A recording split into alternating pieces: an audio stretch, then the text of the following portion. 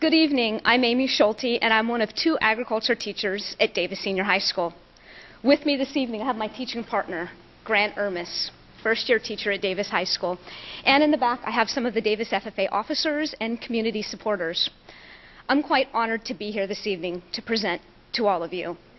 7 years ago, I came in here as a brand new teacher with Mr. Cawley, and he and I presented the vision of what we'd like to create in agriculture education and in career technical education. And tonight, we're able to update you with the progress of the program and to thank everyone involved for making this all possible.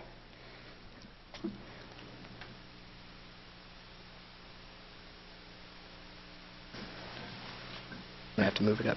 And I sympathize with you, Gina, because I am too getting over a cold, so I apologize if my voice goes out. Basically, our purpose these days is twofold. We want to integrate the model of agriculture education, which you see in the picture, which is 3 basic rings of instruction, supervised projects, and leadership development. And we want to make sure we integrate that in a fashion that's moving towards the green way of life. We realize that being eco-friendly these days is really important, so we're making that movement in agriculture and trying to do that in a fashion that's relevant to Davis, the community, as well as the students that are coming through our program. The second one we have up there is trying to provide more opportunities for students. Agriculture generally is a 4-year program, and it's available to students, freshmen, through their senior year. So that's one thing that we're looking to for the future, and we'd like to be able to make those opportunities available. So, I can have the next slide. The classes that have been brought in over the last 7 years are up on the board, and those classes represent 3 of the career pathways in the newly adopted CTE standards. The horticultural pathway, the agri-science pathway, and the agricultural mechanics pathway. Currently, the horticultural pathway is on the sequence to becoming certified in the horticultural industry, and this certification will allow students to be able to be employed in the horticultural industry or further their education in the University of California system. These classes both incorporate skills that will take kids to jobs directly out of high school, or if they choose to continue their education through the University of California system. Several of our classes are University of California approved, 3 of them are, and 3 of them are ROP classes offered by the Yolo County of Education. So we've been pretty successful at offering classes that meet the needs of all the students at Davis High, providing them both university opportunities and career opportunities out of high school. the next thing we have are more so pictures, and as they click through the slides, what you're going to see here is a gradual development in what we have in the school farm facilities.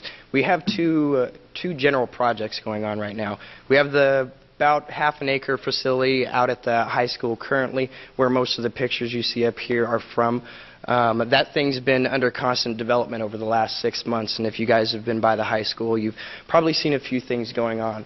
That thing. Did Amy forward the email that I sent? She did. Thank you very much. It looks great over there now, by the way. Well, and you're going to see even more coming too. Our goal really is to provide the facilities so that way our students can take what they learn in the classroom and actually apply it to real life situations. And I'll get onto that a little bit more further in the presentation. But you can see that we're making full use of them now. We do have 3 acres that we're working with teachers out at Harper, and right now we've got cover crops in for the winter, and we have plans of students actually growing crops out there as a supervised project into the spring. So you'll see a lot coming from the school farm projects. I saw that too. I was like, hey, somebody's been plowing over here.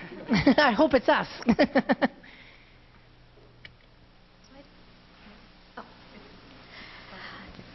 Some highlights of some things of the program are we are going to be farming with worms. We're going to be farming vermiculture, composting. 4 of the ag classes have actually built worm bins, and our ultimate goal is to be able to recycle all the school waste, all the food waste throughout the high school. This year what we've done is we've built them. The kids are going to actually start taking in some of the waste from their school lunches, possibly from home. It's going to be kind of a contest to see who can produce the best worm castings. And then for Earth Day, our plans for Earth Day is that anyone would like to order a box built by a kid, they may do so. And we'll have more information about that soon. But that's one of the many projects that we have going that the kids can get involved with that takes what they learn in the classroom and that gives them some kind of real-life application of that, gives them projects and a way to further their education. So that's one of them.